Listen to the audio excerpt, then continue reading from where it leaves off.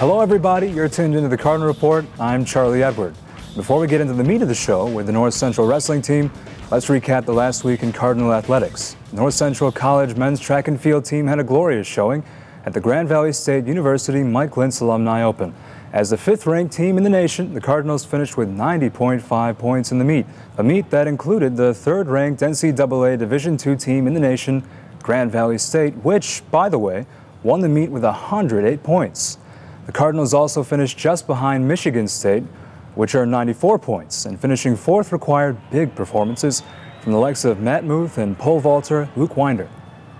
Muth won the mile run with a time of 4 minutes 11.98 seconds, and Winder, along with 3,000-meter runner Aaron Sabat and the 4x400-meter relay team, posted the top performances in all of Division III on opening weekend. At the women's indoor opener, the Cardinals finished 7th out of 13 with 31 total points. And again, it was the third-ranked Division II team, the Lakers, taking the cake with 126.6 points. NCC's Ebony Stallworth highlighted the team's day with a shot put distance of 45 feet, 6.5 inches. She also broke her own school record in the 20-pound weight throw. The North Central men's basketball team ran into some road bumps against some of the best teams in the nation. First dropping a difficult game to the #1 team in the nation, Augustana, the Cardinals rallied with 11 points in the second half to keep it close, but the Vikings proved to be too much in the end, winning 75-64. And it didn't get any easier against the 22nd-ranked team in the nation, Elmhurst. It was a defensive struggle between the Cardinals and the Blue Jays, but Elmhurst won the game at the free throw line, knocking down 27 of 36 shots.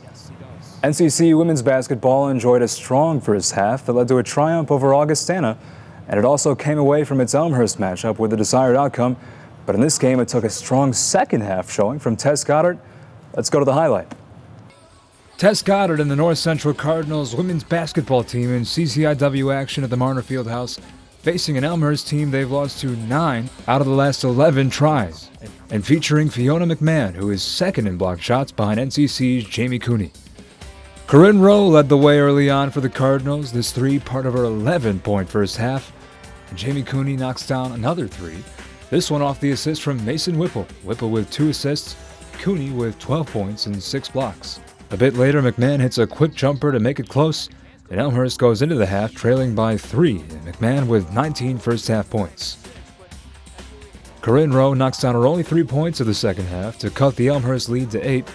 And then here's another one from Johns, and cue the Tess Goddard show. After a silent first half, Goddard comes alive with 13 second half points. And game tied 74 all, and Juan Shepard grab another rebound. A game high 13, and she converts this one into a score. But Goddard wills NCC back in. Watch this pretty spinning fadeaway jumper. Johns with a key shot to put NCC ahead by 4. So down by 3 with little time left, Elmhurst's only 3-point specialist, Kalia Summerlin, comes in to try and tie the game. But the pressure forces the inaccurate shot, and the Cardinals hang on to win, 82-79, improving to 15-1. That matches the team's best win total since the 1983-1984 season. Well, coming up on the Cardinal Report, we welcome in a man with a great deal of North Central history, men's wrestling coach Joe Norton, and then later we'll be joined by NCC wrestlers Nathan Segal and Dylan Mahler. Please stay with us.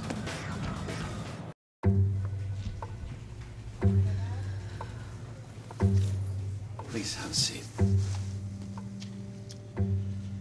I'll be honest.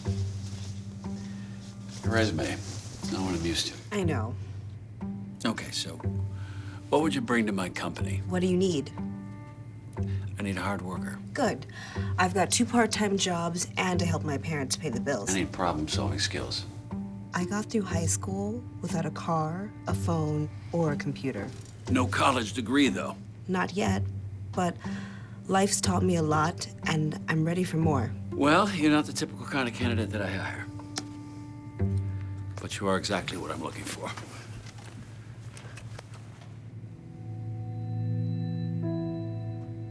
Your company could be missing out on the candidates it needs most. Learn how to find, cultivate, and train a great pool of untapped talent at gradsoflife.org.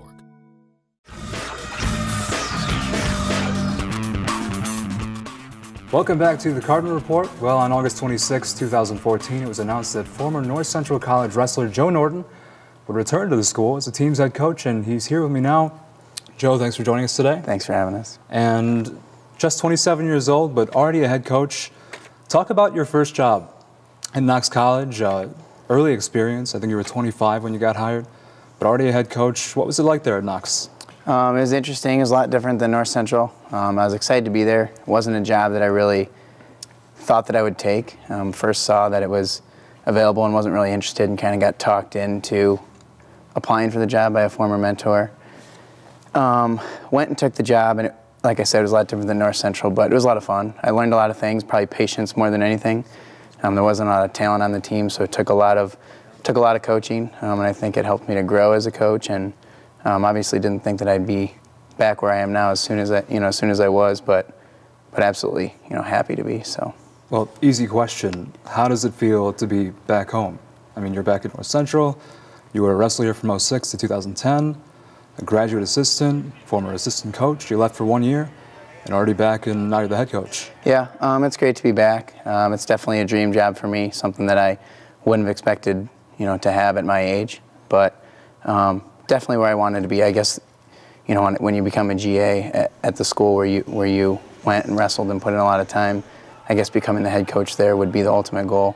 Obviously enjoyed coaching with Kevin, and that's the one downside of being the head coach is obviously he's not here anymore, but it's great to be back and be able to coach these guys I had formerly coached and recruited, and just be back, in the place where I put in a lot of time and effort as a wrestler and get to do that now as a coach. Well, you're used to recruiting, that's for sure. From 2010 to 2012, that was a big part of your job.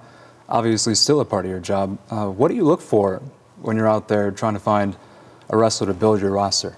Yeah, well, I think what we look for first is a good attitude and a good work ethic. You can tell a lot from a kid about him in the third period of a wrestling match, and I like to go and watch kids wrestle that we're serious about recruiting and see what they're like in the third period. How conditioned are they, and when they get tired, how do they respond to that?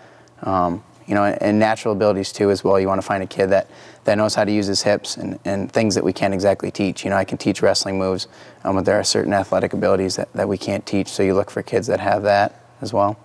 You certainly inherited a roster of a ton of talent between Mahler, Olsen, Binion. Talk about how easy that might have been for you to kind of come in here and you already have a good roster in place. Yeah, it's definitely something that I didn't have much of last year at Knox, was just kids that knew how to wrestle at a high level. And even a lot of those kids aren't kids that came in with a lot of talent. Those, Mahler and Segal and Olsen for sure are guys that have built their way up to where they are now through working hard and good coaching. So I didn't have a lot of that last year, but it's nice to be able to come in and have kids that right away you're expecting for them to go out and be All-Americans, in the first year that you're there. But that comes from just them putting in a lot of time and working pretty hard to get where they are now. Well, I'll tell you who has definitely done all the work. Leighton Binion, 8th-ranked wrestler in the nation right now. But when you talk to him, he's not too cocky about it. He's got a very, I like his attitude. He kind of realizes that there's a target on his back. As a captain, did you ever feel the same when you were a wrestler? I did.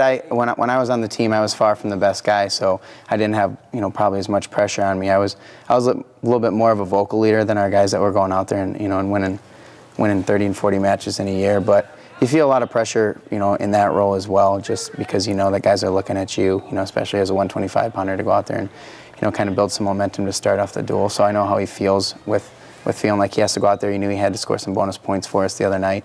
So yeah, there is some pressure associated with that, but he handles it pretty well. Certainly, and being the 8th-ranked wrestler in the nation, it won't leave you as confident as you might think. Leighton Binion talks about the target on his back, and this week's What's the Word? Wrestling is a very tough sport mentally, so for me, I draw confidence from a lot of different areas. Personally, I don't think it's too easy to be confident, because it's like when you are ranked in the country, you have a target on your back that everybody's trying to take out, and it puts more pressure on me being ranked than it does not being ranked, just because being ranked you don't want to lose to any kid, you know what I mean? So it's like there's more pressure with that confidence. Even if I wasn't ranked or I was ranked, there's still I get nervous before matches, which is all natural, but it's just like you just got to battle through it, you know? All right, well, you were a 4-year varsity letter winner, a captain on the mat. You say you weren't the best on your team, but I think other people might think otherwise. But I want to know, what was your style like just in terms of pure technical wrestling? What do you think was the, if you had to describe what kind of wrestler you were, how would you describe yourself? I would say an offensive wrestler. I knew that I had to go out there and get guys out of position to score. I wasn't, necessarily tall or strong or fast for my weight class. But I believed in what my coaches were telling me, and I developed a couple specific attacks that I knew I could score from if I got people in the right position. And so I would move people and get them where I wanted to be, and then really focus on those 2 or 3 things that I was good at. You don't always get it the first or second time, but being relentless with it will usually get you, where you want to be, and that's how I had the amount of success that I did have. Do you see that, what you just described there, do you see that in anybody on your roster right now? Yeah, we see that in Segal a lot. Sometimes it's going to take him 4 or 5 times with the same attack to get to where he wants to be, but he's, like I said, he's relentless in that same way, and that ultimately gets us where we want to be. He wins a lot of matches late in the 3rd period or in overtime, with the same leg attack that we've been trying all match, but eventually, we wear that guy down and we get him where we want him to be. So, well, at the top of this conversation, we talked about your time at Knox College. Recently, you went back there for the Chuck Porter duels. Did you see anybody you knew? Yeah, I did. I saw a lot of people. The athletic director who was my boss there, a lot of the guys that I coached, and their parents. Our team manager, all those same people were still there. Yeah, so it was good. It was good to get to see those people. Well, we'll certainly want to get a little bit more into that. So coming up on the Cardinal Report, more with North Central Wrestling coach Joe Norton.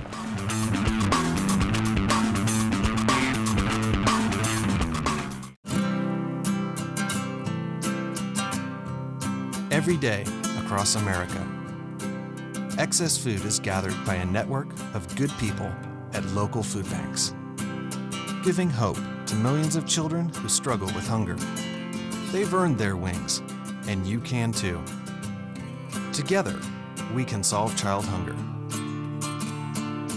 Support Feeding America and your local food bank at feedingamerica.org.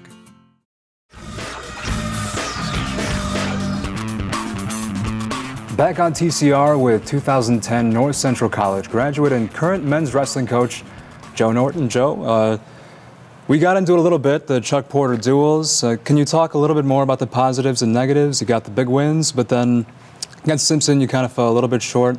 But overall, what made you guys so effective at that meet? I think guys stepping up where they normally wouldn't have to. We had to put Mike Bukolshis out there for all 3 duels at 125, and he hasn't been, the starter at that weight class, up to that point in the season. He did a great job. He won his first match, and then he even got a pin for us in the Simpson duel, which is what allowed it to be as close as it was. First period, just went out there, took the guy down, put him on his back, and pinned him. And it's good to know that we can put him out there in a pinch, and he can go out there and do a great job. And now he's earned, some respect from guys on the team and the coaching staff, and knowing that he could be our guy at 125, whenever we need him. Same thing at 133 with Brandon Malone. We have some guys out at that weight class, and he went out there and did the same thing and proved that, he could be the guy at the weight class just as well as anyone else. So I think that's good.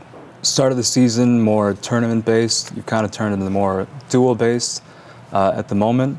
What's the difference in coaching for you when you're coaching for a tournament as opposed to right now a duel?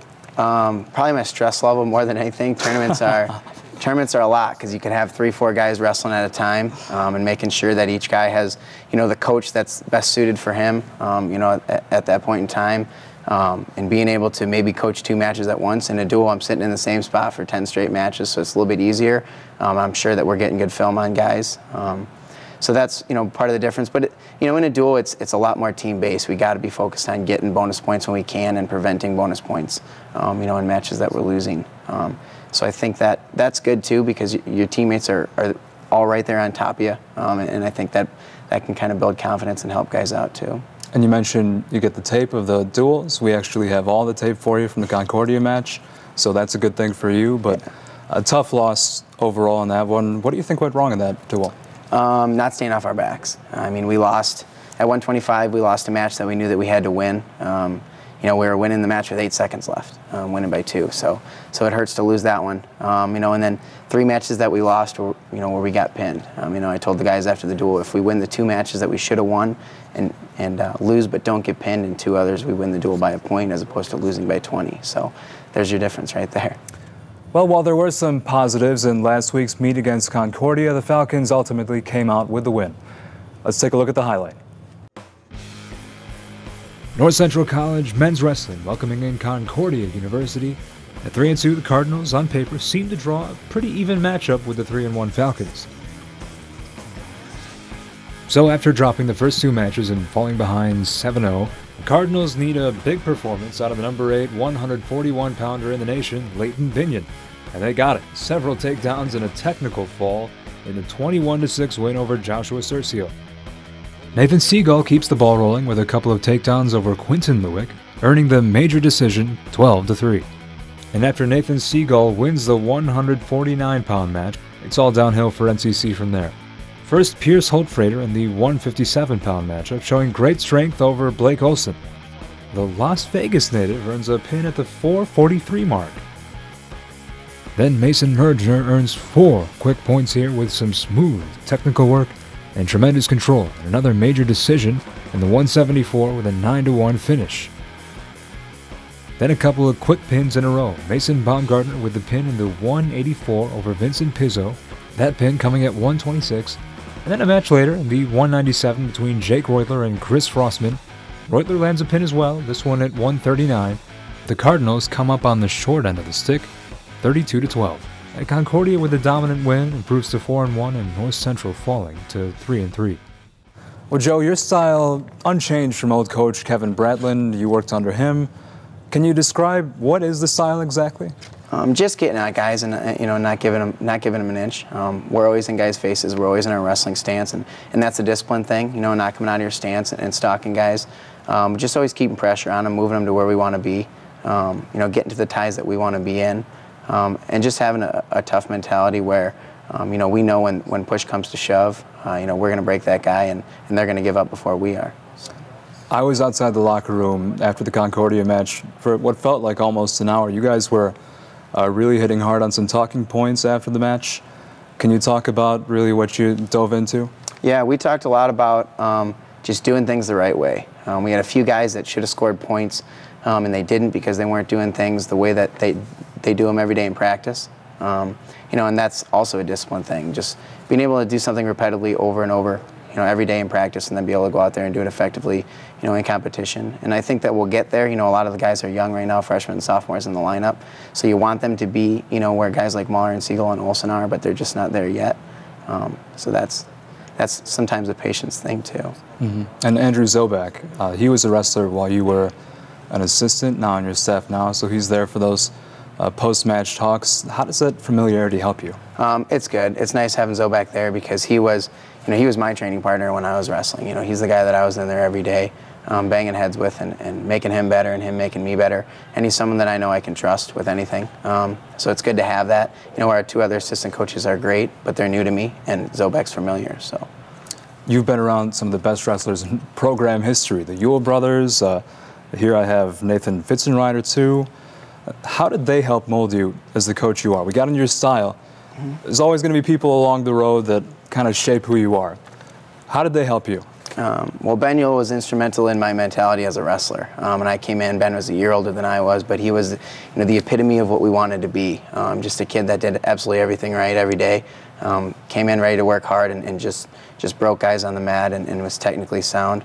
Nathan Fitzenreiter, same way. He was a kid that was perfect mix of talent and work ethic. He came in, he was a great wrestler from day one, but he got better through hard work. And Gabe was a kid that loved to have fun with wrestling, always reminded us to have fun. So when you put the 3 things together that you learn from those guys, you pretty much cover all your bases and you have a lot of fun and you win. So that's good. Let's take a look ahead to the Wheaton College duel, the border brawl duels.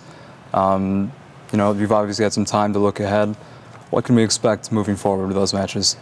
Hopefully a win against Wheaton on Thursday. When we sat down as a team at the beginning of the year and we wrote down what our goals were, one of them was to beat Wheaton. So That's coming up a couple days here, and I think that we can do it. It's going to be similar to last week. We have to score bonus points when we can and prevent them, at every opportunity we have to do so as well. And Saturday we're going to wrestle some tough teams. We're probably going to wrestle Whitewater, who's ranked second in the country, and some of those matches will be big for the regional in terms of seeding, that bracket. So, there'll be 2 big days, but I think we can go out there and get 3 wins. So I think that'll be exciting. And then, keeping with the theme of the look ahead, real quick here, just wrap it up for us. Who are some guys, as a casual observer, you might want to watch out for moving ahead of these matches? Well, you always look at the guys from Wartburg, and there's a reason for that. They go hard, they're well coached, and they try to do what we try to do, which is break their opponents, and they succeed in doing that, and that's why they're where they are. They weren't even ranked at the beginning of the year this year, and they just won the national duels, and because they're a group of guys that buys into what their coaches tell them to do. And we have a few guys that are like that, but when you start getting 10, 15, 20 guys on your roster that all do that up and down the lineup, that's when you get to be pretty successful. Well, Coach, thank you so much for your time today. Thank you. Mm-hmm. Well, next on TCR, Nathan Segal, Dylan Mahler, key members of this year's wrestling squad, joining us in just a few moments.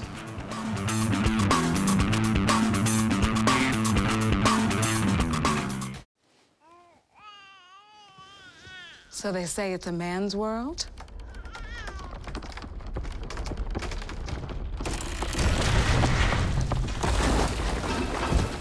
Well, I don't see anybody's name on it. While they were out doing their thing, we slowly changed all that.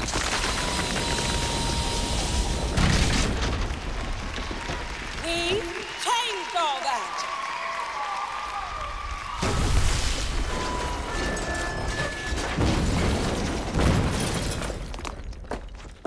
Today, women can do anything men can do. And there's one thing we're even better at.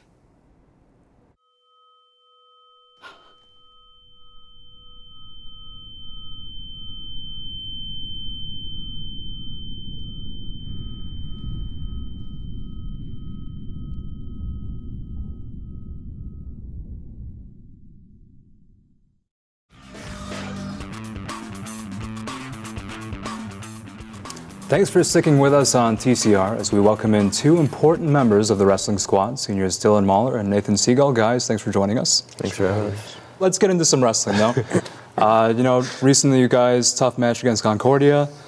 Start with you, Dylan. What kind of went wrong for you guys in that match? Well, we started out, lost the first match that was definitely winnable, and then kind of our middle to upper weights were kind of out. I don't know. They had more firepower than us. And I think it's more mental than anything else. Like, we have to go out with an attacking mindset, but we didn't. Like, even in my match, I probably should have gotten bonus points, but it was the sloppiest match I've wrestled this year. So, but you still won. Yeah, it's nice to be able to still come back from a bad match, but you got to start out better. I think that's what a lot of the different matches were. We didn't come out with enough attack. Well, Nathan, you also came out with the victory. So you guys are both kind of positive points in the match. Can you talk about maybe how you felt? What went right for you in the match overall? Well, before the match, Coach Norton told us to just try to get a takedown within the first 15 seconds. So that kind of gives you the mentality of you want to go out there just swinging pretty much. You want to get the takedown, because if you get a takedown in the first period, you can build your momentum off of that. Because if you're going in the second period tied, or if you're going in the second period losing 2-0, it's kind of hard. It's kind of hard to come back from that. Because then you're in an uphill battle, where if you get the first takedown, it's a lot easier to build off of that first takedown. Well, you guys remember Nick Santos last year, kind of an under-the-radar guy, but ended up qualifying for nationals. I think at the moment you two are a little bit under the radar too, so maybe a similar situation. What's it going to take for you guys to be kind of like Nick and get over the hump and end up qualifying for nationals in the end? We'll start with you, Nathan. I think the biggest thing is just believing in yourself. I think that's what Nick started doing. He just started believing in himself, just started believing in everything that he's put in all the time. I mean, we've all put in the time. It's our senior year. I mean, nothing's given to you. You have to earn it. But, just the biggest thing is believing that you can do it. And that's where the first step is, just believing. Nathan, do you believe? Do I believe? Do you believe in yourself too? Yeah, I think that a lot of it has to do with confidence, and that's definitely something that was built in the long run for Nick. He worked hard his whole senior year, battled through injuries and stuff, and then by the end of the year. I think a lot of guys want to throw in the towel, and he just kept knowing that he could get the job done. So, well, you were 31-14 last season. This year, keeping the pace. But when you started, you were in the 197 weight class, now up to 285. Was there an adjustment period moving between weight classes? Yeah, I think that my sophomore year was an adjustment period, just because I went from being like a 197 pounder to a really small 285 pounder. So there's that, and then there's also just a lot of mental growth that I needed to do. I'm more disciplined now and in a better environment, and so I guess getting that experience it was hard at the time, but it definitely helped me in the long run. Well, for a casual observer, can you tell us what is the difference between wrestling at 197 or now at 285? The weight is obviously the big difference, but when it comes to technical wrestling, what is the difference? I think matches are definitely slower at 285, which benefits me because I've never been like the fastest or anything. It's something where it's not about like scoring in mad flurries of points. It's definitely just like you have to hold strong positions, and so sometimes the best thing to do is not take a risk, because you might wind up like just underneath a huge guy or something like that. And so you definitely see less action at 285, where it's maybe not the most exciting matches, but they're more strength based. Well, Dylan, we don't want to make this all about you. Nathan's here too. Nathan, can you highlight for us maybe what are some of your strengths and weaknesses as a wrestler? I think some of my strengths are like just being able to go like a full match plus another match if I need to. My conditioning's really well. I feel like I just outfight guys a lot of the time. Just being a hammer, as we call it, in the room and out on the wrestling mat. Probably some of my weaknesses would be, I guess, I mean, getting that takedown in that first period rather than just waiting, where I know like I'll be able to get in the second and third, but just committing myself to the first period takedown rather than waiting. Well, 3 major decisions for you this year, 14-6 overall. You talked about your strengths. Which of them do you think maybe has helped you be so effective this year at 14-6? I would definitely say my conditioning. A lot of those matches have came down to the last takedown. Overtime matches. I mean, that's what I like. If I have to, I rely on my conditioning because I know I work harder than anyone in the nation. I know that for a fact. Even Dylan? Even Dylan, yeah. Just the mindset you have to have. And I mean, I can rely on my conditioning with anything, so that's probably my biggest strength. Well, Dylan, you had a tough match against Paul Carter. He's only 1-6. You know, he was injured all of last season, but he gave you quite a fight. You said he was a tough match, but looking at your season overall, who could you pinpoint as maybe the toughest match you've seen so far? I'd say in the finals of the Concordia tournament back in, I think it was in December or September, I wrestled the Wartburg guy, and he beat me by the most I've gotten beat with this year, but I think by like 7. But it's still a match that I felt like I was in, but he had a lot of speed, and he was just tough. And so that's someone that I hope I can wrestle at the national tournament again, kind of avenge myself. But there's a reason Wartburg has such a high name in D3 wrestling. You know, they come after you, and so that was definitely my toughest match this year. We only have a little bit of time, Nathan, but real quick, can you tell us who maybe your toughest match was this year so far? Same guy, same team actually. Wartburg kid. I wrestled him in the finals. I actually wrestled him twice the weekend before the finals, and wrestled a lot better the second time. But it's just Wartburg. They're goers, so you always got to be ready for them. All right, guys. Well, thank you for joining us today. Really appreciate your time. Thank you. Thank you. Now, the North Central Wrestling team will be back in action this weekend at the UW Whitewater Border Brawl. And you can keep up with the wrestling action and all winter athletics on NorthCentralCardinals.com. And we'll be back next week on the Cardinal Report with the men's track and field team.